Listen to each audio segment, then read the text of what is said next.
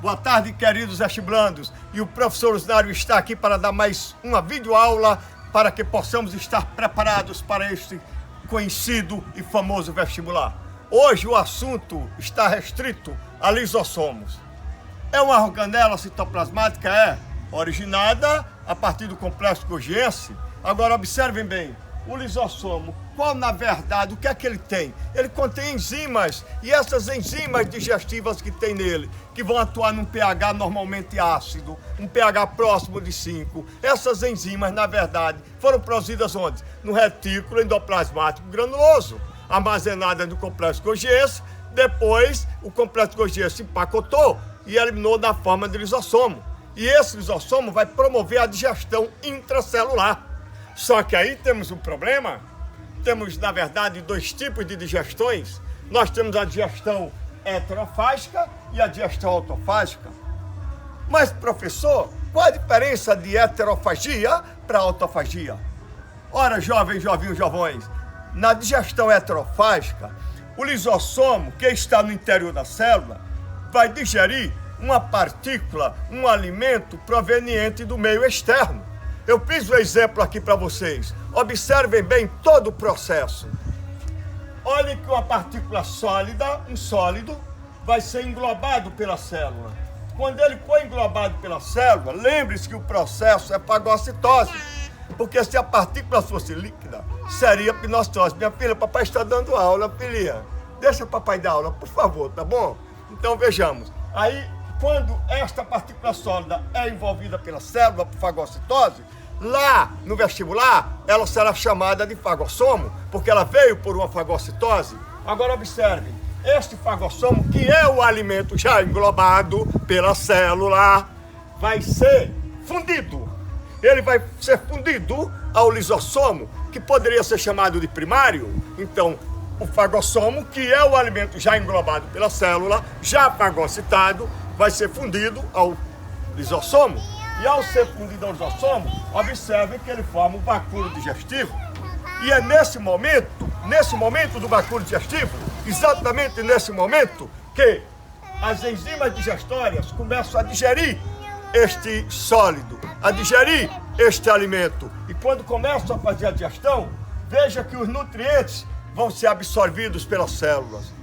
E aquilo que por acaso restar, o resíduo desse processo digestório, pode ser até interiorizado na célula, como se fosse, por exemplo, um resíduo inerte, cristalizado, ou então eliminado. Se ele for eliminado, vejam, ele vai ser eliminado por um processo chamado plasmocitose.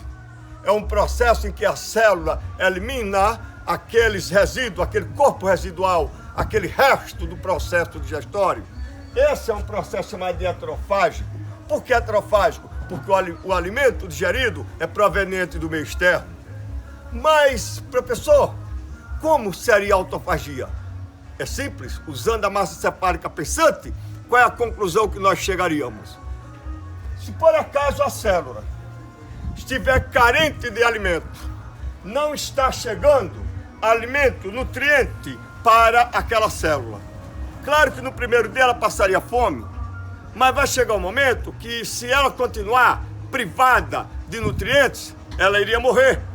Então, o próprio lisossomo pode digerir pedaços da própria célula, por exemplo, um pedaço do retículo, por exemplo, uma mitocôndria, e pega os nutrientes desta mitocôndria e cede para que a célula possa sobreviver até chegar um alimento, até chegar alimento do meio externo. Mas só é isso a autofagia? Não! A célula também pode estar bem nutrida, ela não está necessitada de nutrientes, o alimento está chegando normalmente, mas de repente a célula está com uma determinada estrutura desgastada, uma estrutura que só está ocupando espaço, uma estrutura que precisa ser renovada. Então, por que não? Por que o lisossomo não poderia comer, digerir aquela estrutura desgastada? Ele digere aquela estrutura desgastada e no lugar dela vai surgir uma nova estrutura para executar suas funções. Então a autofagia poderia ser para suprir uma carência alimentar, como também poderia ser para exatamente fazer uma renovação das estruturas. Mas eu não vou parar aqui não. Sabe por quê? Porque tem duas situações que eu quero mostrar a vocês. Olhem para cá. A autólise. Se por acaso essa membrana do lisossomo, que ela é protegida por labilizadores e estabilizadores, se houver algum problema e essa membrana se romper, aí as suas enzimas, as enzimas lisossômicas, vão devorar toda a célula, provocar uma autodestruição celular. A isso chamamos autólise. Então pode sim, de repente, uma substância ou um elemento externo fazer com que aquela membrana lisossômica se rompa. Se houver o rompimento dela, as suas enzimas provocariam a destruição da própria célula. Isso chamamos autólise. Mas, professor, existe também uma autofagia, o senhor já falou, mas existe também uma apoptose. O que é isso? Ah, meus jovens, a apoptose acontece. Vocês lembram por exemplo, o sapo, o filho do sapo, o girino, tem cauda, não tem? Mas se o girino, ao se desenvolver, aquela cauda permanecesse no sapo, provavelmente ia dificultar o deslocamento do sapo. Então, durante a metamorfose, os lisossomos recebem uma ordem genética. Existe um gene que determina que o lisossomo destrua aquela cauda. Se a autodestruição da célula for uma programação genética, o que seria autólise vai ser chamada de apoptose. Mas tem no ser humano? Tem. Ó, quando nós estávamos, olha pra cá, não sei desenhar não, mas olha, aqui é uma garota. Olha o cabelinho dela, ó que garota linda, olha. Tá vendo? E aqui a a barriga dela, Virgem Maria. Olha, ó, tá grávida! Aqui tem o futuro filho dela, já está em formação. Você sabia que nos nossos dedos, quando a gente ainda estava dentro do útero de nossa mãe, tínhamos membranas como pé de pato? Sabia que nossos dedos eram colados? Mas se nascêssemos com os dedos colados, geneticamente nós somos programados para ser terrestre. Isso não seria bom para a gente? Para o pato mas para a gente não. Então existe uma programação genética, um gene nosso, que num determinado momento, lá durante a gestação, mandou que os lisossomos devorassem toda essa membrana que prendia os nossos dedos.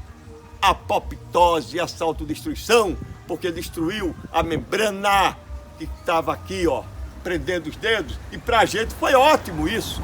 Então a apoptose pode sim acontecer, e muitas vezes de forma benéfica para o indivíduo. Beijão, lembrando que domingo não teremos uma videoaula, mas teremos na segunda, porque não podemos fazer com que esta Covid-19 vença a gente. Nós é que temos que vencê-la. Vencê-la desse jeito, tendo luta, esperança. Estão vendo as flores?